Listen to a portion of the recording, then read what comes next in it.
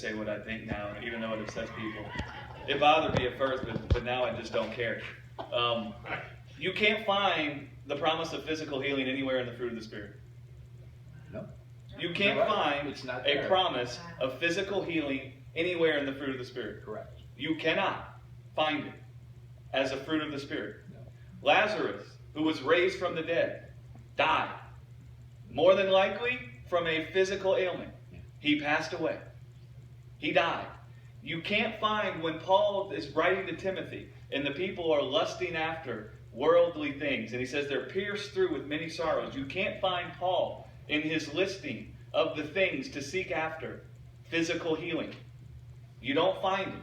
You don't find it in one of the New Testament letters by any of the apostles, any kind of a focus or a guarantee of a promise of physical healing. You hear it a lot in churches. You hear it everywhere in churches. But if this physical healing was so big of a promise as we made it, then why isn't Paul hammering that thing in any of his letters? Right. Why isn't Peter hammering that thing in his letters? Why isn't John hammering it in his letters? Do you know what they do hammer? You can have peace, love, joy, kindness, long-suffering, meekness, faithfulness, all those kinds of things no matter what happens to you in this world. Paul in Romans 8, when he runs down all the negative, bad things that could happen to him, what does he say? That the gospel will prevent those things from happening? No. What he says is the gospel will prevent those things from being able to separate me from the love of God manifesting in my heart.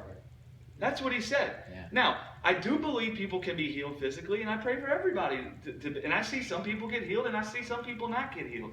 And what I do say is that the healing to me is more of a sign and a wonder that Jesus has conquered death. Yeah.